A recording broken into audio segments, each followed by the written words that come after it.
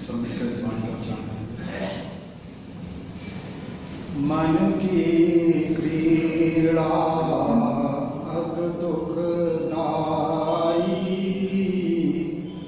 मन की क्रीड़ा अत दुखदाई, मन की क्रीड़ा अत दुखदाई, मन की क्रीड़ा अत दुखदाई। तीन काल में जीव तपताई, तीन काल में जीव तपताई, तीन काल में जीव तपताई, तीन काल में जीव तपताई। मनुआ नित ही नित डोलाई,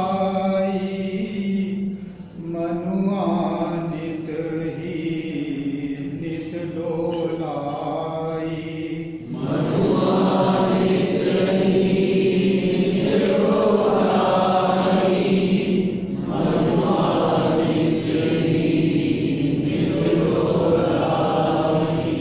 प्रभु की भगत से शांत समाई, प्रभु की भगत से शांत समाई, प्रभु की भगत से शांत समाई, प्रभु की भगत से शांत समाई। मनुआ नित अंधकार विचारे, मनुआ नित अंधकार विचारे, मनुआ नित अंधकार विचारे, मनुआ नित अंधकार विचारे। मिल सत्संग पावे उजियारे, मिल सत्संग पावे उजियारे, मिल सत्संग पावे उजियारे, मिल सत्संग पावे उजियारे।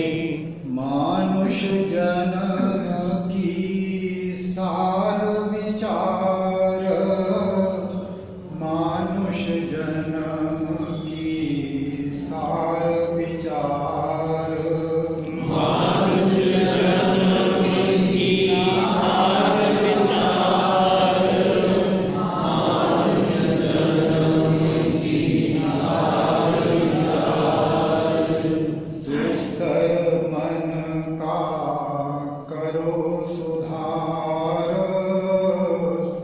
दुस्तर मन का करो सुधार, दुस्तर मन का करो सुधार, दुस्तर मन का करो सुधार।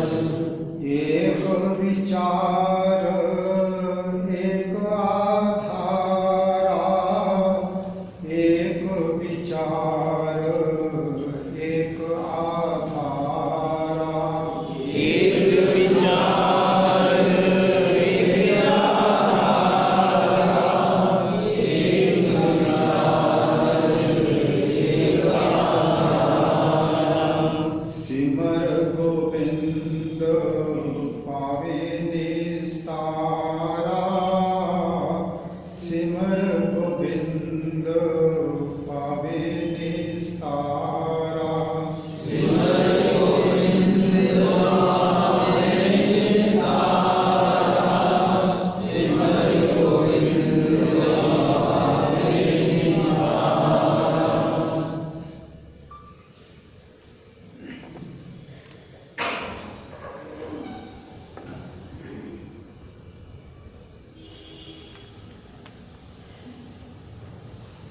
श्री कृष्ण का संदेश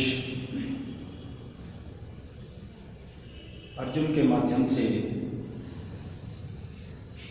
सारे जगत के लिए दिया गया है, जो कि गीता में लिखा हुआ है। उसी प्रकार महर्षि वशिष्ठ ने इस जगत के लिए उपदेश राम के माध्यम से दिया। राम को जो ज्ञान दिया वही ज्ञान योग वशिष्ठ में लिखा हुआ है।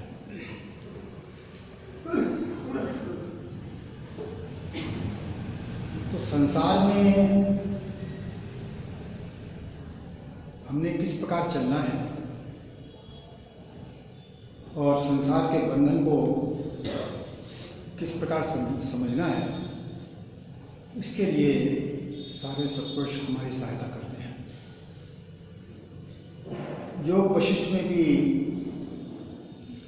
एक प्रकरण है, निर्वाण प्रकरण। उसमें एक जगह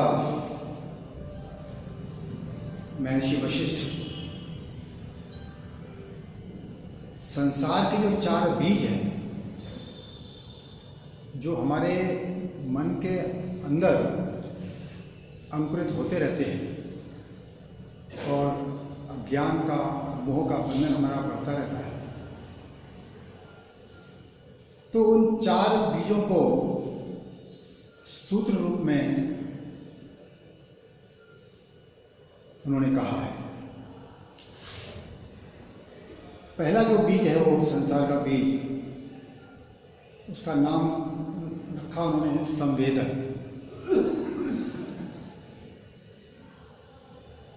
संवेदन का क्या मतलब है? वो कहते हैं कि किसी भी संसारिक प्रिय पदार्थ का, प्रिय वस्तु का जब हम सेवन करते हैं, मान लिया कोई खाने की ही वस्तु है, आप कहीं घूमने गए किसी होटल में या किसी जगह, आपने ऐसी स्वादिष्ट चीज खाई कि घर लौटने के बाद भी उसकी याद आपको आती रहती है। कितना बढ़िया पदार्थ था, कितना स्वादिष्ट था। तो ये जो आपने किसी चीज को पहली बार उसका इंद्रिय भोग किया या उपभोग किया, तो उसकी जो याद आती रहती है, इसका नाम उन्होंने संवेदन दिया। इसके बाद वो चीज आपसे दूर हो गई या नष्ट हो गई, उसके बाद भी आपको बार बार याद आती है उसका नाम उन्होंने दिया भावन। अर्थात जो विषय, इंद्रिय का विषय आपका नष्ट हो गया या आपसे दूर हो गया, फिर भी उसकी बार बार उसके बारे में चिंतन होते रहना या पुनः प्राप्ति की कोशिश करते रहना, तो ये जो है इसको उन्होंने भावन कहा। इसी से शब्द बना भावना। इसके बाद तीसरी चीज उन्होंने कही वासना। ये वासना क्या? कि बार बार जो उसका चिंतन करते हैं, उस स्वादिष्ट पदार्थ का या उस वस्तु का,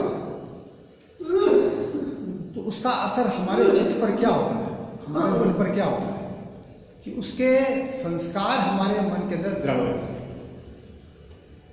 उस वस्तु के संस्कार जब चित्त में दृढ़ हो जाते हैं, उसका नाम उन्होंने कहा वासना। अर्थात वो चीज मेरे मन के अंदर बस गई। और जो चौथी चीज वो कहते हैं कलना। तो वासना के कारण ही जब हमारा मृत्यु काल आता है, तो जिस प्रकार की वासना हमारे मन के अंदर घर कर गई है, उसी प्रकार का भाव अंत समय में आपके अंदर स्वाभाविक रूप से पैदा होता है। उसको पैदा सोच के नहीं करते। तो वो वासना ही हमको कैसा पुनर्जन्म होगा वो डिसाइड करे। और इसी के लिए गीता में सूत्र दिया कि यम यम वापि स्मरण भावम त्यजति अन्ते कलेवरम तम तमे वैति कौन्तेय सदा तद भाव भावित। जिस जिस भाव को स्मरण करता हुआ त्यजति अन्ते कलेवरम, अंत में शरीर का त्याग करता है। किस भाव का? जिस भाव से वो सदा भावित रहा है। तम तमे वैति कौन्तेय सदा तद भाव भावित। सदा जिस भाव से भावित रहा है उसी के अनुसार वही वासना उसके चित्त में दृढ़ हो जाती है। इस देह के त्याग के वक्त वही वासना आपके मन के अंदर उठती है और उसी के अनुसार आपकी अगली योनि, अगला शरीर डिसाइड होता है। तो वासना पूरे जन्म भर में उसको बंधन में रखा उसने, अगले जन्म भी वो वासना उसको बंधन में रखी। इसलिए महाराज जी 2 जहान की बात करते हैं। यदि तूने शास्त्र के मार्गदर्शन के अनुसार बुद्धि नहीं सीखी, उसके अनुसार जीवन जीने की कोशिश नहीं की, तब तेरा ये वर्तमान जन्म भी बर्बाद हुआ, अब अगला जन्म भी बर्बाद होगा। तो 2 जहान तेरे डूब जाते हैं, तुझको होश ही नहीं। इसलिए मनुष्य जन्म लापरवाही से व्यतीत करने की जरूरत नहीं है। बड़ा सोच समझकर ऋषियों के मार्गदर्शन के अनुसार, शास्त्रों के मार्गदर्शन के अनुसार हमको चीज़ें समझनी पड़ती हैं। जैसे अभी अभी हम विवेक और वैराग्य समझ रहे थे, तो ये पूरा विज्ञान है। इसीलिए सारे ऋषि उस विज्ञान को तरह तरह से समझाने की कोशिश करते हैं और हमको इस दुख से, आज के दुख से और भविष्य के दुख से बचाने की कोशिश करते हैं। यदि हम उस तरह की कोशिश ना करें तो निश्चित रूप से हमारी ज़िंदगी उसी प्रकार बर्बाद हो जाती है जैसे कोई बालक खेलता तो खूब रहा, मन तो उसका खेल में खूब लगा, लेकिन पढ़ाई नहीं की। तो संसार में जो व्यक्ति पढ़ाई नहीं करता तो हम देखते हैं आर्थिक रूप से वो बड़ी तंगी झेलता है, समाज में बड़ा अपमानित होता है। तो उसी प्रकार से जो अध्यात्म की ज़रूरत नहीं समझता, उसको विज्ञान की तरह से नहीं देखता, उसको जीवन में उतारने की कोशिश नहीं करता, तो पूरा जन्म उसका बर्बाद हो जाता है। और यहाँ तो एक जन्म की बर्बादी नहीं, 2 जन्म की बर्बादी।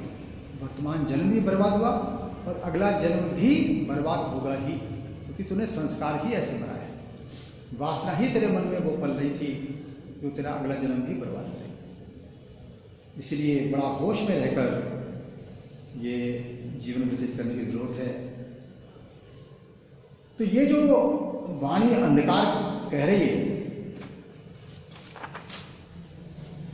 मनुआ नित अंधकार विचारे मिल सत्संग पावे उजियारे। तो ये अंधकार है क्या? तो जो भोग हमारे लिए सुखरूप है, जिसके लिए ये जन्म हम व्यतीत करते हैं, ये वाणी उसको अंधकार कहती है। और महाराज जी ने एक दोहे में बड़ा स्पष्ट कहा है, सुख संपत्ति को पाए के बुद्धि होए मलिन, नित ही रमया भोग में अंधकार नित चीन। चीन का मतलब होता है देख। तो जिसने जीवन को भोगों की प्राप्ति के लिए सफल करने की कोशिश की, उसके लिए धन अर्जित करने की कोशिश की, उसके लिए उसने ऊंची से ऊंची शिक्षा ग्रहण की, तो विचार करिए ये उसका गहरे अंधकार का जन्म व्यतीत हुआ। जितनी ज्यादा प्रगति की है उतनी ही उसने ज्यादा अंधकार की कमाई की है, अज्ञानता की कमाई, जिंदगी को डोबोने की वाली कमाई की। तो ना उसके अंदर विवेक है, ना उसके अंदर वैराग्य। तो ये सारी वाणी, सत्पुरुष का सारा मार्गदर्शन बार बार इसी चीज की याद दिला रहा है कि सुख संपत्ति को पाए के बुद्धि होए मलिन। मैं जब बड़ा बुद्धिमान समझता हूँ, ये बुद्धि मलिन हो जाती है, उसको पता ही नहीं है कि ये मेरे लिए जीवन की सफलता का कारण है या विफलता का कारण है, इसकी समझ ही नहीं है उसको। अपने लिए भी और अपने परिवार के लिए भी वो एक ही तैयारी कर रहा है कि जितने अधिक से अधिक भोग इनके लिए इकट्ठे कर सकूं, उतनी ही मेरे जीवन की और पारिवारिक जीवन की सफलता है। बस ये धारणा जिसकी बनी हुई है, तो ऐसे मनुष्य को यही वाणी एक नाम दे रही है, बिना विवेक मानुष जो होई, पशु समान जीवन सुख। उस मनुष्य की पशु बुद्धि है। ये खुश होने की चीज नहीं है। ये गहरा चिंतन करने की जरूरत है इस बात को। यदि हमने इसका चिंतन नहीं किया तो सत्संग में आते रहे, महाराज जी को भी मानते रहे, लेकिन आपकी क्रिया, आपकी वासना ही ये डिसाइड करेगी कि आप नरक के मार्ग पर चल रहे हो या अध्यात्म मार्ग पर चल रहे हो। तो भोगों का जो मार्ग है, इसी को शास्त्र में नरक का मार्ग कहा गया है। तो मैं जो दूसरों को देख के कई बार ईर्ष्या करता हूँ, जलता हूँ, तो ये जलने की चीज नहीं, क्योंकि दूसरे को सुखी देकर, उसकी माया देकर मैं जलता हूँ, उससे ईर्ष्या करता हूँ उससे। भगवान ने मुझे नहीं दिया, इसको कितना दिया है। यदि आपके अंदर अध्यात्म विद्या का होश है, तब आपको ईर्ष्या नहीं होगी उसके प्रति, आपको उस पर तरस आए। हे प्रभु, इसको भविष्य दुख का पता ही नहीं है, किस मानसिक बेचैनी से इसका मन गुजरेगा, इसको होश ही नहीं इस बात। इसीलिए जो संसार को देखने का नजरिया होना चाहिए, वो क्या होना चाहिए? बार बार सत्पुरुष एक ही बात कर रहे हैं कि दुखम सर्वम अनुस्मृत्य काम भोगान निवर्ते। जीने का रास्ता तो कुछ और ही बता रहे हैं। मत भूलो कि ये सब कुछ दुख ही है। मानव के लिए ये संसार का सुख भोग है, ये दुख है। दुखम सर्वम अनुस्मृत्य, मत भूलो। तो जीने का रास्ता काम भोगान निवर्ते, कामनाओं और भोगों से निवृत्ति प्राप्त करो, ये मानव के जीने का रास्ता है। और मैं किस चीज के लिए लालयित होता हूं, हम सब जानते हैं। और वाणी क्या कह रही है? सादा जीवन जिसका तिसका मन प्रसन्न। जो मन का चैन है, मन की प्रसन्नता है, वो सादे जीवन में होती है, जहां भोग विलास को प्राप्त करना एम नहीं होता, बल्कि जरूरत पूरी करना मात्र इतना एम होता है। खाना क्यों जरूरी है? स्वास्थ्य की रक्षा के लिए, जीवन जीने के लिए जरूरी है। तो जरूरत पूरी करने के लिए ये संसार के साधन है। मैं शौक पूरे करने के लिए संसार के साधन बढ़ाता हूं, फिर उनका उपयोग करता हूं। तो ये तो डूबने वाला रास्ता है। इसीलिए सारे शास्त्र आपको एक ही चीज सिखा रहे हैं कि भोगों में दुख का दर्शन करना सीखें। इसलिए वाणी कह रही है, माया आश्चर्य साहब की, सारी जो माया है नजर आ रही है, माया आश्चर्य साहब की देखन में सुखदाई, अंतर में बिख रूप है। बिख कहते हैं विश्व, अंतर में बिख रूप है, जीव परम दुख पाई। यदि ये माया जो भोगने में सुखदाई प्रतीत हो रही है हमको, यदि ये विश्वरूप नहीं होती, तो जो जीव भी इसका सुख भोगता, वो परेशान क्यों होता? जीव परम दुख पाई। तो यदि मैंने ठीक सोचना है और ठीक जीवन व्यतीत करना है, तो मुझको ये विज्ञान सीखना ही पड़ेगा। इस विज्ञान को सीखे बिना मेरा संसार में गुजारा नहीं है। जिंदगी की आपकी बर्बादी ही है यदि आपने दूसरों की तुलना में सबसे सफल जीवन व्यतीत किया है तो भी। और सत्य तो यह है, जितना तुमने दुनिया के मुकाबले में, अन्य लोगों के मुकाबले में सफल जीवन व्यतीत किया है संसारिक दृष्टि से, वही तेरे जीवन की सबसे बड़ी विफलता है। ये बात वही समझ पाएगा जिसकी बुद्धि में ये शास्त्रीय विवेक होगा। नहीं तो ये बातें आपको बहकाने के लिए थोड़ा शास्त्र में आ रही है, ये तो ईश्वर की आवाज है। माया आश्चर्य साहब की देखने में सुख है, ये देखने में सुख रूप लगती है, अंतर में विखरूप है। इसका मतलब यदि मैंने इसका सेवन किया तो ये विष मेरे रोम रोम को जला दे। वो कौन सा विषय? वो वासना का विषय, जिसकी व्याख्या महर्षि वशिष्ठ करते हैं। तो ये वासना इस जन्म भी जलाती है और अगला जन्म भी बिगाड़ती है, कि इस वासना ही निर्धारित करेगी अगला जन्म कैसा होगा। इसलिए ये भूल कर ये गलती ना करें, बहुत ही होश में रहकर ये जीवन व्यतीत करें। इसीलिए सत्संग का जो सेवन है, शास्त्र का जो स्वाध्याय है, वो इस बात को सीखने के लिए है कि ये जो भोग है संसार के, ये दुख रूप है। वासना रूपी अगन में जीव जले दिन रात। अंदर की स्थिति ये होती है, वासना को अग्नि कह रही है बात। जीव जले दिन रात, रात दिन ये बेचैन रहता है। मंगत मार्ग धर्म में जीव शीतल होता है। धर्म के मार्ग पर चलकर ये जीव शीतल होता है। इसका मतलब ये अग्नि जल कहां रही है? ये मेरे चित्त में या मेरे मन में ही तो जल रही है, और कहां जल रही है? इसीलिए जितना तेरा फैलाव बढ़ रहा है संसार में, 4 कपड़े थे तेरे तो 8 की इच्छा थी, 8 हुए तो 16 की इच्छा हुई, बढ़ता ही जा रहा है। हर मामले में तेरा प्रोग्राम बढ़ता ही जा रहा है। तुझको होश ही नहीं करके रहा है। किसको दिखा रहा है? कोई किसी को दुख भी दिखाता है क्या अपना? तुझको होश ही नहीं। ये तेरा भविष्य का दुख है, ये तेरे मन की बेचैनी है जो तू पाल रहा है, ये विकास नहीं है तेरा। इसीलिए जो व्यक्ति बुद्धिमान है वो दूसरों की नकल नहीं करता, वो उसका प्रोग्राम गुजरान वाला ही होता है। क्यों होता है गुजरान वाला? उसको वक्त चाहिए शास्त्र पढ़ने के लिए, उसको वक्त चाहिए सत्संग करने के लिए, उसको वक्त चाहिए प्रभु का सिमरन करने के लिए। लाया कहां से? इसलिए संसार को वो सिकोड़ता है, मर्यादा में जीवन व्यतीत करता है। वो व्यक्ति होश में कहा जा सकता है।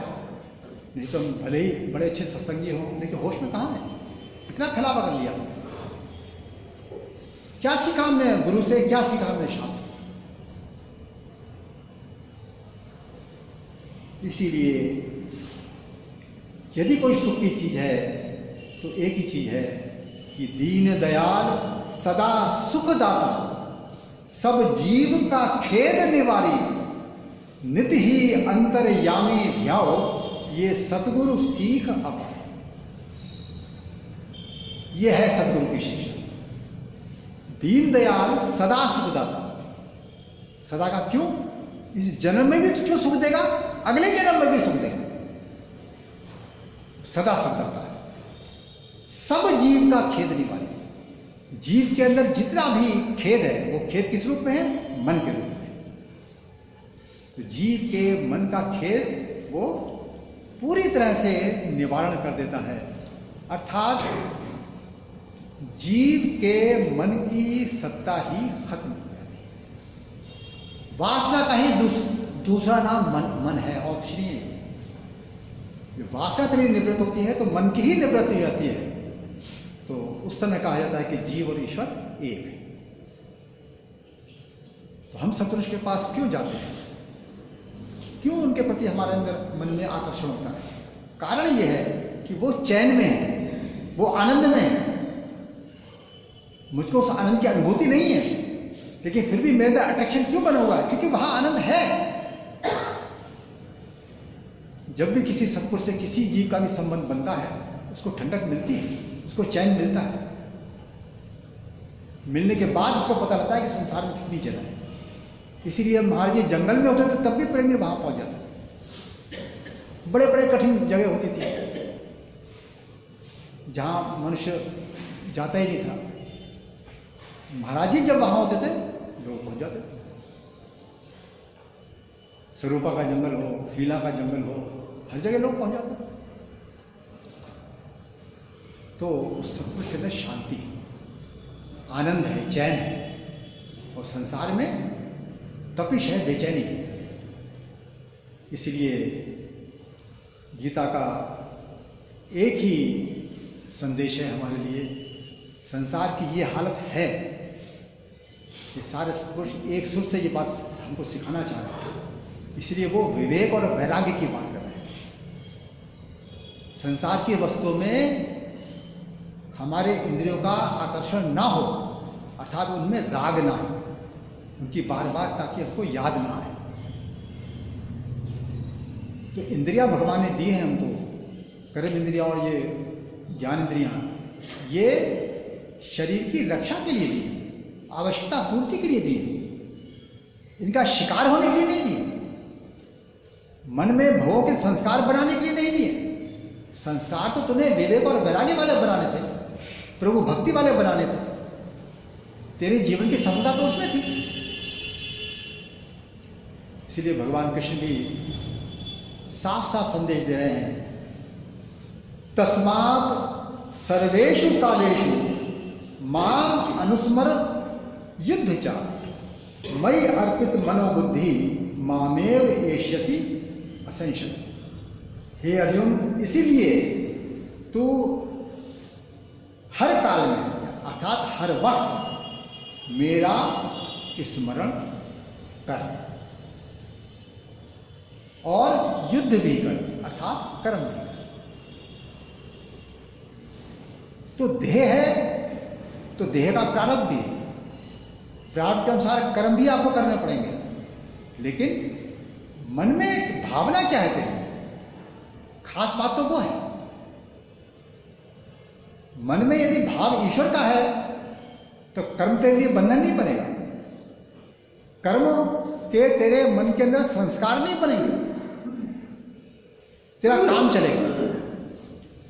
तो अर्जुन की यही स्थिति तो है कि इतना भयंकर युद्ध करना है, वो कांप रहा है, घबरा रहा है कि इतने मेरे ही परिवार के लोग हैं, प्रियजन हैं, इनको मैं कैसे मारूंगा, और मैंने मार भी दिया तो लाखों लोग युद्ध में मारे जाएंगे, तो इनकी पत्नियों का, परिवार का क्या हाल होगा, स्त्रियां कहां जाएंगी। सारा दृश्य उसको याद आ रहा है। तो कृष्ण उसको समझा रहे हैं कि ये सब पहले ही मारे जा चुके हैं, अर्थात इनका प्रारब्ध ही ऐसा है कि इनकी मौत का वक्त आ चुका है। तू इनको मारने वाला कोई भी नहीं।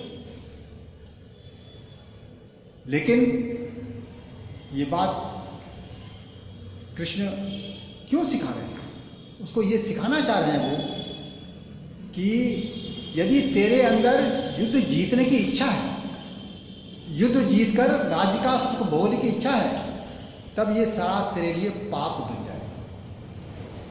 इसलिए युद्ध तुझे निष्काम करना है, अर्थात केवल ईश्वर हुक्म है, मैंने उस ईश्वर हुक्म का प्रारब्ध के अनुसार पालन करना है, भाव तेरे अंदर ये रहना चाहिए, और कर्ता केवल ईश्वर है, ये भाव तेरे अंदर रहना चाहिए। कर्ता जब ईश्वर है तो कर्म करते हुए भी तेरे अंदर ईश्वर का भाव, ईश्वर की याद बनी रहे, तेरे मन का जुड़ाव ईश्वर के साथ लगातार बना रहे। तो उस हालत में देह से जो भी कर्म होंगे वो धर्म अनुकूल होंगे, मर्यादा अनुकूल होंगे, और उसके फल का बंधन तुझको नहीं। कर्म करने के बाद उनकी याद तुझे नहीं आई, याद तुझको ईश्वर की आई। तो इसीलिए कि तस्मात् सर्वेषु कालेषु माम अनुस्मर युद्ध चा, तो निरंतर मेरा स्मरण रख और युद्ध भी कर। मयि अर्पित मनोबुद्धि मामेव एष्यसि असंशय। इस प्रकार मेरे लिए तेरी मन बुद्धि जब अर्पित रहेगी, अर्थात मन बुद्धि में मैं निवास करूंगा, कहते हैं मामेव एष्यसि असंशय, तब तू मुझको ही प्राप्त होगा, इसमें कोई संशय नहीं है। तो बड़ा स्पष्ट संदेश है कि ईश्वर की याद आपको निरंतर आनी चाहिए। तो आप तो निरंतर तो क्या याद आएगी, ईश्वर का सिमरन करने बैठो तब भी याद नहीं आती आपको। कितने गिरे हुए इंसान, कितने विकास की जरूरत है आपको, कहां खड़े हुए आप कि ईश्वर की याद करने बैठे हो, आप समय निकाल कर बैठे हो तब भी आपको याद नहीं आ रही है, संसार की ही याद आ रही है आपको। तो अनुराग कहां से हो जाएगा, प्रभु से अनुराग कहां से हो जाएगा। अभी तो याद करने बैठा हो तब भी याद नहीं आ रही है। क्यों नहीं याद आ रही है, क्योंकि गहरा अनुराग मेरे मन के अंदर, मेरी बुद्धि के अंदर संसार का बैठा हुआ है। कारण समझे, तो इसलिए बड़ी मेहनत की जरूरत है संस्कार बनाने में, आध्यात्मिक संस्कार बनाने में बड़ी आपको होशियारी चाहिए। संसार के तो संस्कार ऑटोमेटिकली बनते रहते हैं। जो चीज़ आपको स्वादिष्ट लगती है, बार बार खाने की कोशिश करते हो, उसके संस्कार बन जाते हैं। फिर उसकी ऐसी वासना तैयार हो जाती है कि ये जन्म तो गया आपका, अगला जन्म भी बिगाड़ देती है। तो इसीलिए मैंने बुद्धि से चलना है। बुद्धि का मतलब सत्पुरुषों ने जो ज्ञान दिया है, जो विचार दिए हैं, उसके अनुसार मैंने अपने निर्णय को बदलना है और अपना एक सफल आध्यात्मिक जीवन संसार में रहते हुए मैंने व्यतीत करना है, ताकि मेरे अंदर मरते वक्त मेरे मन में प्रभु की वासना, अर्थात प्रभु का प्रेम हो, प्रभु का अनुराग हो और उसकी तड़प मेरे मन में हो, ताकि मेरा वर्तमान जीवन भी सफल हो और अगला जन्म भी सफल हो।